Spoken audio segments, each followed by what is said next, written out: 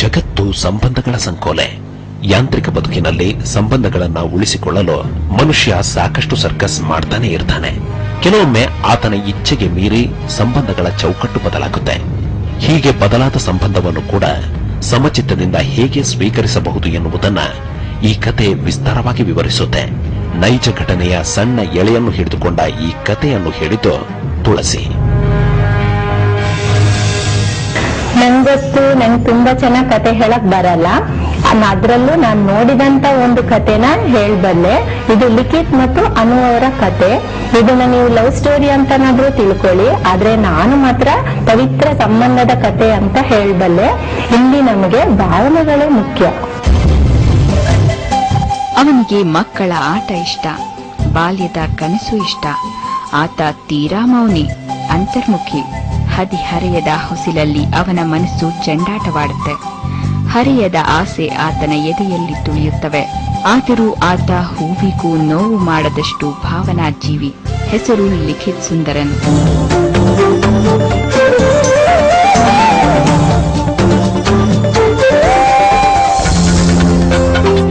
ಈ ಜಗತ್ತೇ ಜನರ ಸಂತೆ. ಆ ಸಂತೆಯಲ್ಲಿ ತನಗೂ ಒಂದು ಬಾಳ ಸಂಗಾತಿ ಆರಿಸಿಕೊಳ್ಳುವ ಆತುರ. ಆ ಜನರ ಸಂತೆಯಲ್ಲಿ ಆಕೆಯಲ್ಲಿ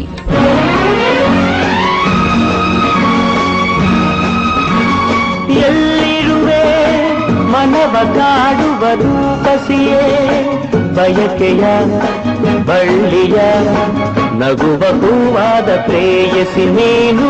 ಎಲ್ಲಿರುವೆ ಮನವ ಕಾಡುವ ರೂಪಸಿಯೇ. ಅವನಿಗೆಂದೇ ಹುಟ್ಟಿದ ಹೆಣ್ಣು ಅನು. ಲಿಖಿತ್ ಅನುವನ್ನು ಮೊದಲು ಭೇಟಿಯಾಗಿದ್ದು ನಗರದ ಬೇಕರಿಯೊಂದರ ಎದುರು. ಅದೇ ಮೊದಲ ನೋಟಕ್ಕೆ ಆತ ಅದೆಲ್ಲೋ ಕಳೆದು ಹೋಗಿದ್ದ.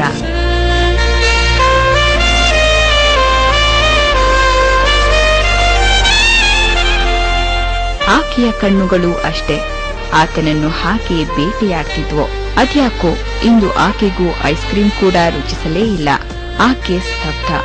ಕಣ್ಣು ಕಣ್ಣು ಬೆರೆತ ಬಳಿಕ ಪ್ರೇಮ ಅರಳಲು ಹೊತ್ತೆಷ್ಟು ಬೇಕು ಅಲ್ವಾ? ಅದೇ ಅಮಲಲ್ಲಿ ಅನುವನ್ನೇ ತಿರುಗಿ ನೋಡ್ತಾ ನೋಡ್ತಾ ರಸ್ತೆ ದಾಟುತ್ತಿದ್ದನಷ್ಟೇ.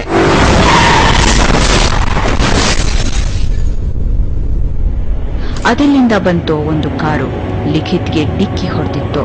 ಅದನ್ನು ಮೊದಲ ಪ್ರೇಮದ ಮೊದಲ ಹೊಡೆತ ಅಂತ ಹೇಳೋಕ್ಕಾಗತ್ತಾ?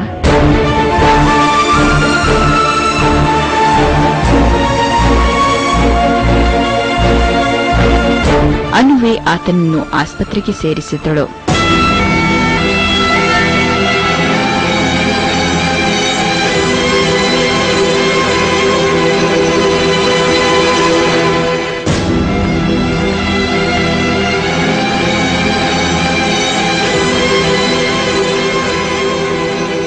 ಅದ್ಯಾವ ಜನ್ಮದ ಅನುಬಂಧವೋ ಏನೋ ಎಂಬ ಹಾಗೆ ಅವನ ಕಾವಲಿಗೆ ನಿಂತಿದ್ದಳು. ಆತ ಕಣ್ತೆರೆದಾಗ ಅವಳೇ ಅವನ ಮುಂದಿದ್ದಿತ್ತು, ಅನು.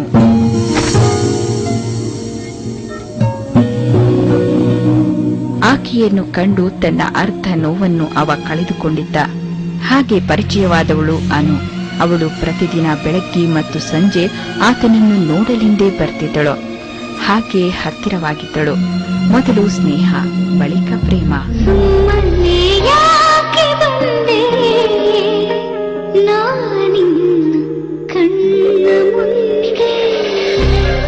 ಸುಮ್ಮನೆ ಯಾಕೆ ಬಂದೆ ಮಿಂಚಂತೆ ನನ್ನ ಮುಂದೆ, ನಿನ್ನನ್ನು ನೋಡಿದಂತೆ ನಾ ಬಿಟ್ಟೆ ನಿನ್ನ ಹಿಂದೆ.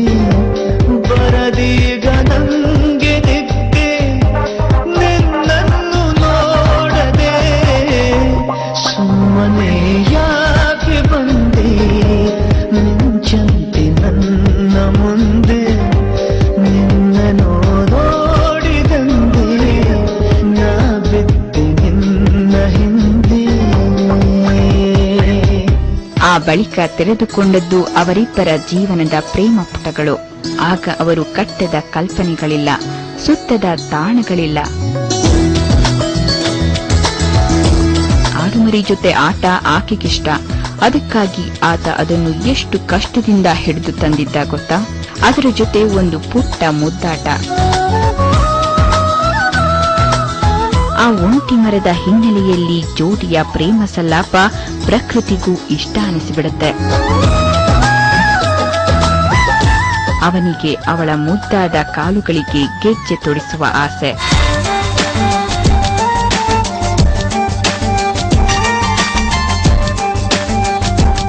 ಆಕೆಗೆ ಹಾಗೆ ಜಿಂಕಿಯಂತೆ ಓಡಾಡಿ ಆನಂದ ಹಂಚುವ ಆಸೆ.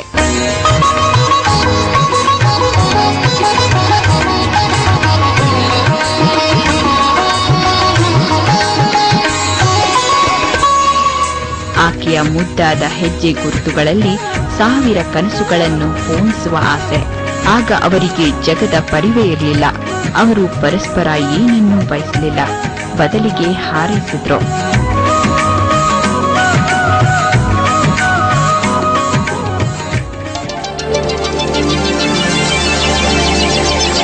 ಅವರ ಮನಸ್ಸು ಏಕಾಂತವನ್ನು ಬಯಸ್ತಾ ಇತ್ತು. ಅದಕ್ಕೆ ಅದೆಷ್ಟೋ ದೂರ ಸಾಗಿ ಪ್ರಕೃತಿಯ ಮಡಿಲಲ್ಲಿ ಕೂತು ಎಲ್ಲವನ್ನೂ ಮರೆತರೆ.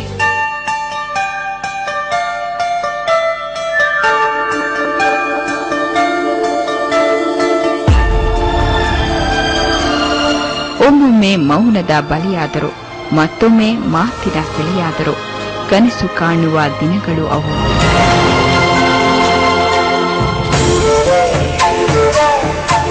ಅವಳನ್ನು ಸೀರೆಯಲ್ಲಿ ನೋಡೋ ಹಂಬಲ ಅವನದ್ದು. ಸೀರೆಯಲ್ಲಿ ಆಕೆ ಮುದ್ದಾಗೆ ಕಾಣ್ತಾಳೆ. ಅವಳ ಅದಾಗೆ ಇವ ಫಿದಾ.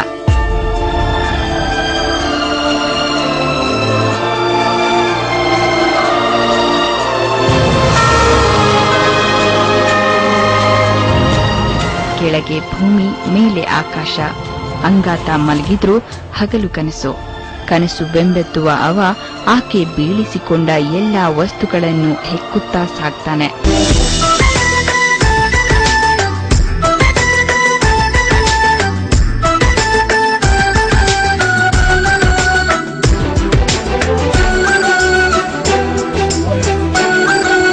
ಹೂವಿಗೂ ಸವಾಲು ಎಸೆಯುವ ಆಕೆಯ ಸೌಂದರ್ಯ.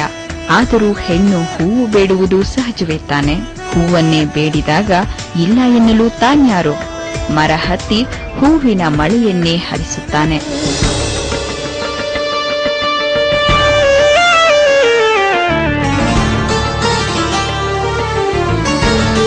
ಅವಳು ಹೆಕ್ಕುವಷ್ಟು ಹೂವು ಸಿಕ್ಕರೂ ಮತ್ತೆ ಒಂದು ದೊಡ್ಡ ಗುಚ್ಛ ಹೂವು ಅವನಿಂದ ಅವಳ ಪಾಲಿಗೆ, ಅಂದ್ರೆ ಸಾಕು ಬೇಕೆನಿಸುವಷ್ಟು.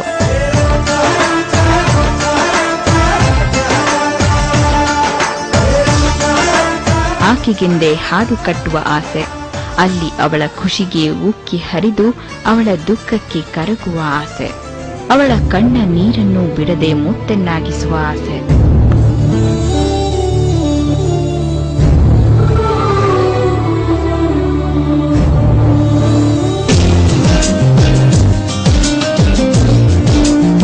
ಅದು ಫೆಬ್ರವರಿ 14, ವ್ಯಾಲೆಂಟೈನ್ ಡೇ. ಅದು ಸುಂದರ ರೆಸ್ಟೋರಾ. ಇದೇ ಅವರ ಜೀವನದ ಅತ್ಯಂತ ಖಾಸ್ ಡಿನ್ನರ್.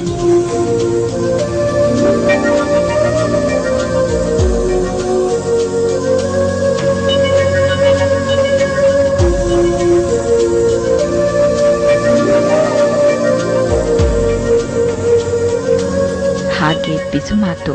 ಒಬ್ಬರ ಕಣ್ಣಲ್ಲಿ ಒಬ್ಬರು ನೋಡುತ್ತಲೇ ಜ್ಯೂಸ್ ಸಿಪ್ ಮಾಡಿದ್ರು. ನಿಜಕ್ಕೂ ಸುಂದರ ಕ್ಷಣ.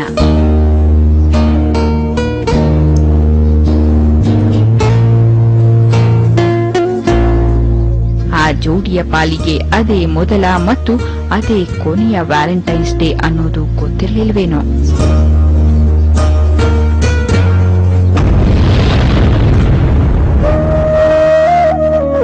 ಅದೇನಾಯ್ತೋ ಏನೋ. ಆ ಘಟನೆಯ ಬಳಿಕ ಅನು ಮತ್ತೆಲ್ಲೂ ಕಾಣಸಿಗಲೇ ಇಲ್ಲ. ಅವಳನ್ನು ಕಾಯೋದು ಹುಡುಕೋದು ತಪ್ಪಲಿಲ್ಲ. ಆದರೂ ಆತನಿಗೆ ವಿಶ್ವಾಸವಿದೆ, ಒಂದಲ್ಲ ಒಂದು ದಿನ ತನ್ನವಳು ತನಗೆ ದಕ್ಕದೇ ಇರುವುದಿಲ್ಲ. ಅದೇ ಕನವರಿಕೆ.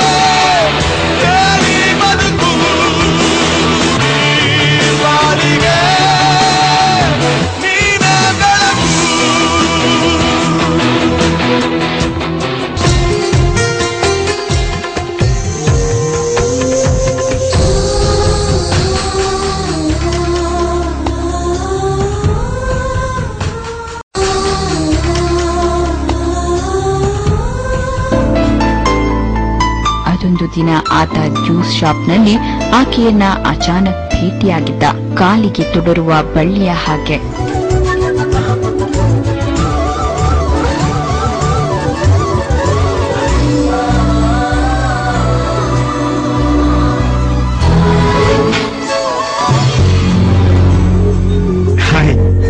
ನನ್ನ ಬಿಟ್ಟು ಅದೆಲ್ಲೇ ಹೋಗಿದ್ದೆ ಎನ್ನುವ ಪ್ರಶ್ನೆ ಕೇಳೋಕೆ ಅಂತ ಹೋಗಿದ್ದ. ಆದರೆ ಅವಳೆದೆಯಲ್ಲಿ ತಾಳಿ ಕಂಡು ದಂಗಾದ.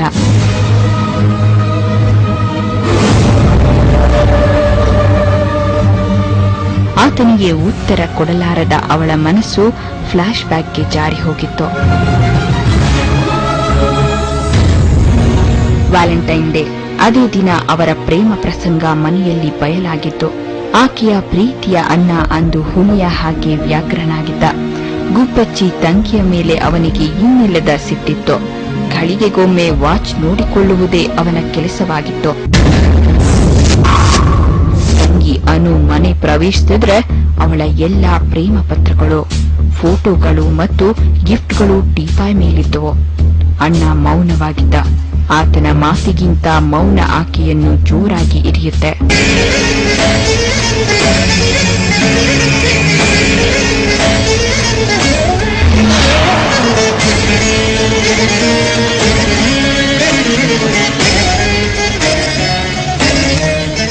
ಅವಳ ಮೊಬೈಲ್ ಕೂಡ ಕಿತ್ತುಕೊಳ್ಳಲಾಗಿತ್ತು. ಕೋಣೆಯೊಳಗೆ ಕೂಡಿ ಹಾಕಲಾಗಿತ್ತು. ಯಾರಿಗೂ ವಿಷಯ ತಿಳಿಸುವ ಅವಕಾಶವೇ ಇರಲಿಲ್ಲ. ಬೇರೆ ಸಂಬಂಧ ಹುಡುಕಲಾಯಿತು. ಅತ್ತ ಆಕೆ ಲಿಖಿತ್ನನ್ನು ಮರೆಯದೆ ಇತ್ತ ಬೇರೆಯವರ ಪಾಲಾಗದೆ ತೊಳಲಾಡಿದ ಪರಿ ಅದು ಅವಳಿಗೆ ಮಾತ್ರ ಗೊತ್ತು.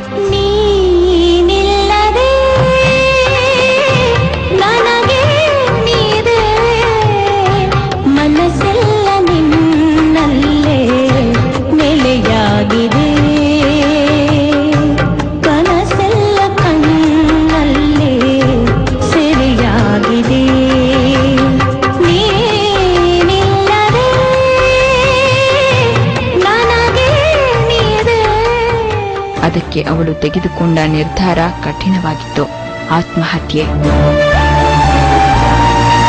ಕಟ್ಟಡದ ಮೇಲಿನಿಂದ ಹಾರಿದಳು.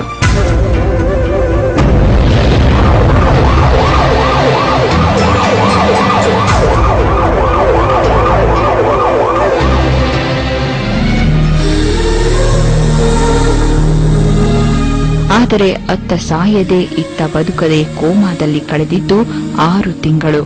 ಬಳಿಕ ಸಾಮಾನ್ಯರಂತೆ ನಡೆದಾಡಲು ಮತ್ತಷ್ಟು ಕಾಲ ಬೇಕಾಯಿತು. ಅವಳ ಇಚ್ಛೆಗೂ ಮೀರಿ ಆಕೆಯ ಮದುವೆಯು ಬೇರೆಯವರ ಜೊತೆ ಮುಗಿದು ಹೋಯಿತು. ಮನಸ್ಸೊಂದೆಡೆ, ಮೈ ಮತ್ತೊಂದೆಡೆ. ಅಂತೂ ಕಾಂಪ್ರಮೈಸ್ ಅನ್ನೋ ಬಂಧನಕ್ಕೆ ಬಲಿಯಾದಳು ಅನು. ಅನುದಿನ ನೆನಪಿರುವ ಹೆಸರು ಅನು.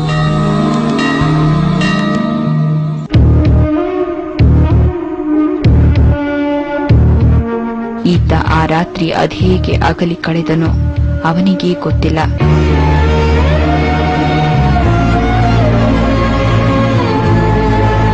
ಮನೆಗೆ ಹೋಗಲೇ ಇಲ್ಲ. ಕೊನೆಗೂ ತನಗೆ ತಾನೇ ಸಮಾಧಾನ ಮಾಡಿಕೊಂಡ. ಅಷ್ಟು ಸುಲಭಕ್ಕೆ ಕೇಳುವ ಮನಸ್ಸಲ್ಲ ಅದು. ಇದರಲ್ಲಿ ಇಬ್ಬರದ್ದೂ ತಪ್ಪಿಲ್ಲ. ವಿಧಿಯನ್ನು ಹಳಿದು ಇಬ್ಬರು ಅತ್ತಿದ್ದಾಯ್ತು. ಬಿಸಿಯುಸಿರಿಗೆ ಬಿಸಿಯುಸಿರೆ ಉತ್ತರವಾಯಿತು. ಆಕೆ ತನ್ನನ್ನು ಬದಲಾಯಿಸುವ ಹಾಗಿಲ್ಲ. ಈತ ಆಕೆಯ ಭಾಗ್ಯವನ್ನು ಬದಲಾಯಿಸುವ ಹಾಗಿಲ್ಲ. ಆದರೂ ಒಳ್ಳೆ ಗೆಳೆಯರಾಗಿರುವುದಕ್ಕೆ ತೊಂದರೆ ಏನಿಲ್ಲ. ಅವರು ಒಬ್ಬರನ್ನೊಬ್ಬರು ಮರೆತಿಲ್ಲ. ಅವರ ಸಂಬಂಧದ ಚೌಕಟ್ಟು ಬದಲಾಗಿದೆ. ಅವರೀಗ ಒಳ್ಳೆಯ ಗೆಳೆಯರಷ್ಟೇ. ಹಾಗೆಂದು ಕಥೆ ಮುಗೀತು ಅನ್ನೋ ಹಾಗಿಲ್ಲ, ಇನ್ನೂ ಇದೆ.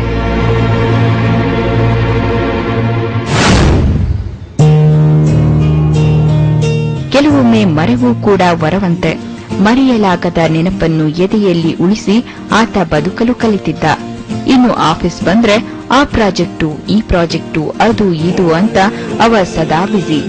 ಇತ್ತೀಚೆಗೆ ಮಾತ್ರ ಅವ ಫೇಸ್ಬುಕ್, ಆರ್ಕುಟ್ ಅಂತ ಒಂಚೂರು ಕನಲುತ್ತಾನೆ. ತನ್ನ ಫ್ರೆಂಡ್ಸ್ ಜೊತೆ ಚಾಟ್ ಮಾಡ್ತಾನೆ. ಆದರೂ ಲಿಖಿತ್ಗೆ ಕನಸಿನ ಕದ ಮತ್ತೆ ತೆರೆದುಕೊಂಡಿದ್ದು ಇತ್ತೀಚೆಗೆ. ಅವನಿಗೆ ಚಾಟಿಂಗ್ ಫ್ರೆಂಡ್ ಆಗಿ ಪರಿಚಯಗೊಂಡಿದ್ದು ಅನು. ಅದೇ ಹೆಸರಿನ ಮತ್ತೊಂದು ಹುಡುಗಿ. ಪರಸ್ಪರರು ಒಬ್ಬರನ್ನೊಬ್ಬರು ನೋಡಿಲ್ಲ. ಹಳೆ ಅನುವನ್ನು ಕಲ್ಪಿಸಿಕೊಂಡು ಅವಳ ಜೊತೆ ಚಾಟ್ ಮಾಡೋದಾಯ್ತು. ಬರಬರುತ್ತಾ ಆ ಸಂಬಂಧ ಗಾಢವಾಯಿತು.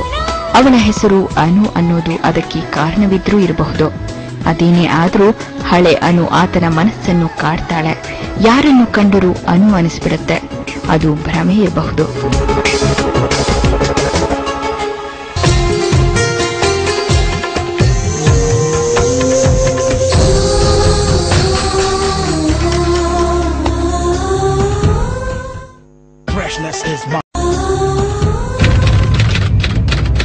ಜನವರಿ 15 ಸಂಜೆ 4 ಗಂಟೆ. ಇಂದು ಲಿಖಿತ್ ನಿಜಕ್ಕೂ ಖುಷಿಯಾಗೇ ಇದ್ದಾನೆ. ಅವನಿಂದು ತನ್ನ ಚಾಟಿಂಗ್ ಗೆಳತಿ ಅನುಳನ್ನ ಭೇಟಿಯಾಗಲಿದ್ದಾನೆ. ಅದಕ್ಕೆ ಈ ತಯಾರಿ. ತನ್ನನ್ನು ತಾನು ಹೇಗೆ ಅಲಂಕರಿಸಿಕೊಳ್ಳಬೇಕು ಎನ್ನುವ ಚಿಂತೆ. ಯಾವ ಪ್ಯಾಂಟ್, ಅದಕ್ಕೆ ಶರ್ಟೋ ಟೀ ಶರ್ಟೋ, ಹೇಗೆ ಮಿಕ್ಸ್ ಮ್ಯಾಚಿಂಗ್ ಅನ್ನೋದ್ರಲ್ಲಿ ತಲೆ ಕೆಡಿಸಿಕೊಳ್ತಾನೆ. ಬ್ಲೂ ತನ್ನ ಫೇವರಿಟ್ ಕಲರ್. ಸಂಜೆ 8ಕ್ಕೆ ಸರಿಯಾಗಿ ಅವನು ಹೋಟೆಲ್ ಗೋಲ್ಡ್ ಫಿಂಚ್ಗೆ ಹೋಗ್ಬೇಕು. ಅಲ್ಲೇ ಅನುವನ್ನ ಭೇಟಿಯಾಗೋದು. ನಿಜ ಹೇಳ್ಬೇಕಂದ್ರೆ ಅವನನ್ನು ಭೇಟಿಯಾಗೋ ಆ ಹೊಸ ಅನುವಾದ್ರು ಯಾರು? ಜನವರಿ 15 ಸಂಜೆ 4:05. ಇಲ್ಲಿ ನೀಲಿ ಬಣ್ಣದ ಸೀರೆಯಲ್ಲಿ ರೆಡಿಯಾಗಿ ಸಾಕ್ತಾ ಇರೋದು ಅನು.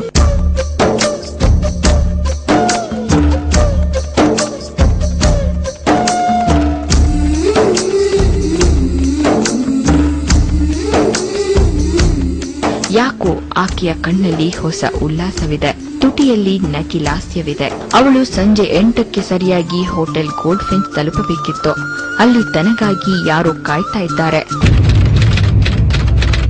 ಜನವರಿ 15 ಸಂಜೆ 4:10. ನಾವು ಇವಳ ಪರಿಚಯ ಮಾಡಿಕೊಡಲೇಬೇಕು. ಹೆಸರು ಸ್ನೇಹ. ಇಂದು ಅವಳ ಜೀವನದ ಅತ್ಯಂತ ಪ್ರಮುಖ ದಿನ. ಇಂದು ಬಾನಿಗೆಲ್ಲ ಹಬ್ಬ, ಗಾಳಿ ಗಂಧಕ್ಕೂ ಹಬ್ಬ. ಇಂದು ಭೂಮಿಗೆಲ್ಲ ಹಬ್ಬ, ಪುಷ್ಪ ಕುಲಕ್ಕೂ ಹಬ್ಬ. ಇಲ್ಲಿ ಸುಮ್ಮನಿರದ ಮನಸ್ಸಿಗೂ ಹಬ್ಬ, ಇಲ್ಲಿ ಓಡುತ್ತಿರುವ ಬಯಸಿಗೂ ಹಬ್ಬ.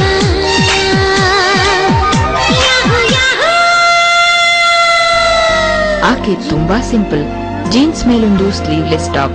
ಇಂದು ಅವಳು ಕೂಡ ಅತ್ಯಂತ ಪ್ರೀತಿ ಪಾತ್ರವಾದ ವ್ಯಕ್ತಿಯನ್ನ ಭೇಟಿಯಾಗಬೇಕಿದೆ. ಅವಳು ಹೋಟೆಲ್ ಗೋಲ್ಡ್ ಫಿಂಚ್ಗೆ ಹೋಗ್ಬೇಕು. ಸಂಜೆ 8ಕ್ಕೆಲ್ಲ ಮುಖ್ಯ ವ್ಯಕ್ತಿಯೊಬ್ಬರ ಜೊತೆ ಭೇಟಿ ನಿಗದಿಯಾಗಿದೆ.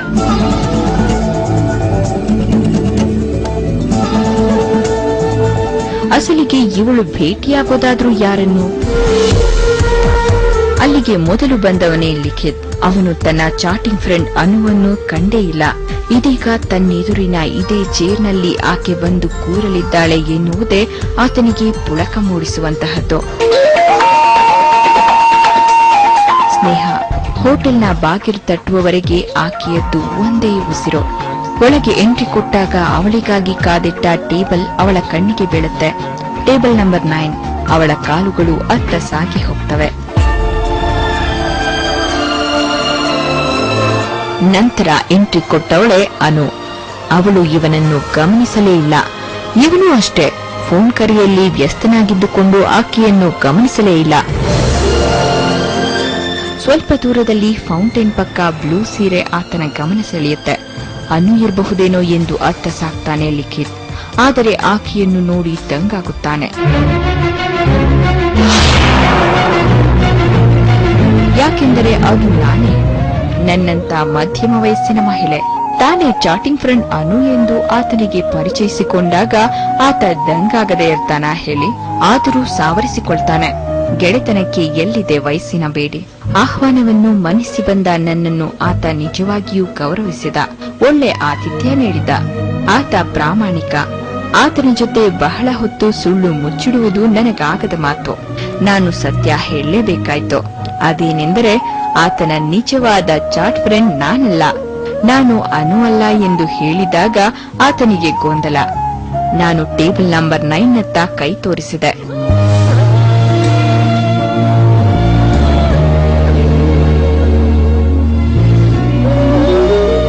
ಅಲ್ಲಿದ್ದದ್ದು ಒಬ್ಬರಲ್ಲ, ಇಬ್ಬರು. ಸ್ನೇಹ ಹಾಗೂ ತನ್ನ ಹಳೆ ಜೀವದ ಗೆಳತಿ ಅನು. ಈ ಇಬ್ಬರಲ್ಲಿ ಲಿಖಿತ್ನ ಚಾಟಿಂಗ್ ಫ್ರೆಂಡ್ ಅನು ಯಾರು ಅನ್ನೋ ಗೊಂದಲ ಆತನದ್ದು. ಈಗ ನಾನೇ ಆತನನ್ನ ಕರೆದೊಯ್ದು ಸ್ನೇಹಾಳನ್ನ ಪರಿಚಯಿಸಿದೆ.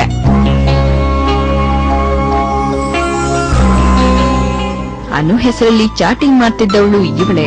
ಈಕೆಯೇ ಈತನ ಚಾಟಿಂಗ್ ಫ್ರೆಂಡ್. ಈಕೆ ನನಗೆ ಪರಿಚಯದವಳು ಮತ್ತು ಅನುಗೆ ಸಂಬಂಧಿ. ಒಂಟಿಯಾಗಿರೋ ಲಿಖಿತ್ನನ್ನು ಜಂಟಿಯಾಗಿಸಲು ಇದು ನಾವೇ ಆಡಿದ ನಾಟಕ.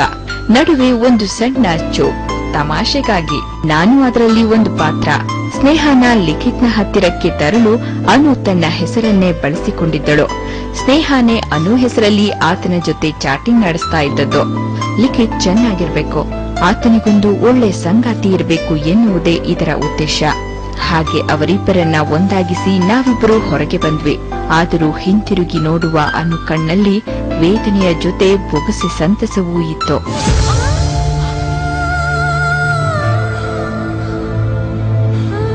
ಈ ಜನ್ಮಕ್ಕಷ್ಟೇ ನಿನ್ನನ್ನು ಸ್ನೇಹಾಳಿಗೆ ಬಿಟ್ಟು ಕೊಟ್ಟಿದ್ದೀನಿ. ಮುಂದಿನ ಜನ್ಮ ನಿನ್ನನ್ನು ಯಾರಿಗೂ ಬಿಟ್ಟು ಕೊಡುವುದಿಲ್ಲ ಎಂದು ಆಕೆಯ ಮನಸ್ಸು ಚೀರಿ ಚೀರಿ ಹೇಳುತ್ತಿತ್ತು. ಅದು ಭಾರವಾದ ಭಾವ. ಅವಳ ಕಣ್ಣುಗಳಲ್ಲಿ ಇನ್ನೇನು ಹನಿ ಹರಿಯಬೇಕಷ್ಟೆ.